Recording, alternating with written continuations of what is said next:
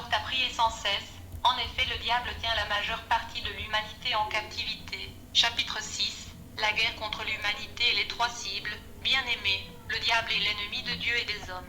Mais il a trois ennemis qu'il a singularisés et ciblés dont il essaye de détruire de manière systématique. Le premier ennemi du diable sont des hommes de Dieu. Le second ennemi sont les femmes. Et le troisième ennemi sont le premier-né mâle. Un jour le diable nous a dit: vous allez combattre et mener la guerre contre les pasteurs parce qu'ils libèrent mes esclaves et mes prisonniers grâce au pouvoir que leur Dieu leur a donné. Ils détournent les gens du royaume de Satan vers le royaume de Dieu. Vous allez leur envoyer des femmes. Vous allez habiller ces femmes avec la beauté de mes servants les sirènes. Et vous allez envoyer ces femmes vers les églises. Frères, la tête des hommes de Dieu coûte cher dans le monde obscur de Satan. La fornication est l'arme principale et stratégique déployée par le monde de Satan pour causer la chute des hommes de Dieu puissants. Et une fois qu'un homme de Dieu couche avec une femme habitée par les esprits de sirènes des eaux, il va perdre son onction et sa puissance. Dans la Bible, Joseph avait une étoile qui brillait parce qu'il était supposé devenir grand. C'est pourquoi il a dû faire face à la haine du diable et de sa famille.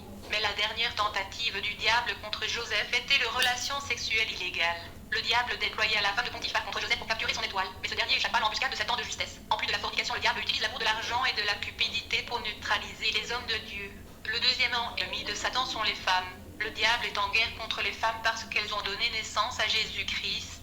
La Bible dit: je mettrai inimitié entre toi et la femme, et entre ta semence et sa semence. Elle te brisera la tête, et toi tu lui briseras le talon.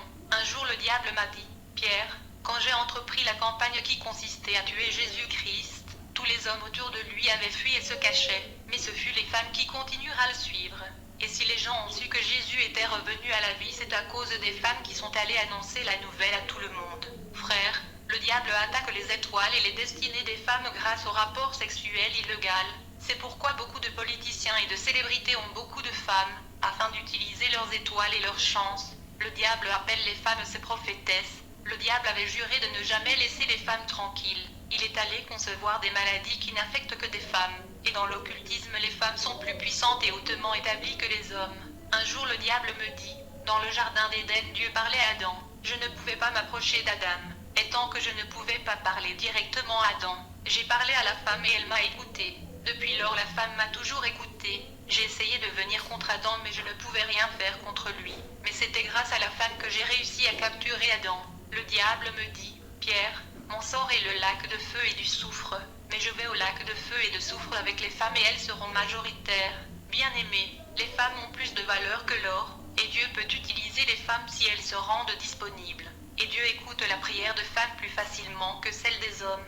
Quand une femme sait comment se mettre en prière sur ses genoux, son mari sera sûrement béni. Nous savons que les parents aiment leur dernier enfant, et nous savons que la femme est la dernière création de Dieu.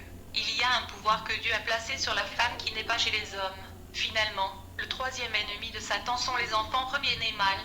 Dieu avait dit Moïse: mettez-moi à part le premier-né parce qu'ils m'appartiennent. Le diable est contre tout ce qui appartient à Dieu. Quand le Seigneur dit que tu lui appartiens, comprends que tu es en guerre avec le diable. Raison pour laquelle la vie des enfants premiers-nés mâles est compliquée. Quand j'ai été initié dans l'occultisme dans le monde de Satan, immédiatement après avoir signé le pacte, je fus envoyé au fond du fleuve Congo pour se marier avec une sirène. En fait, j'ai été englouti par un serpent pendant 3 jours, comme Jonas qui a passé 3 jours dans le ventre du poisson.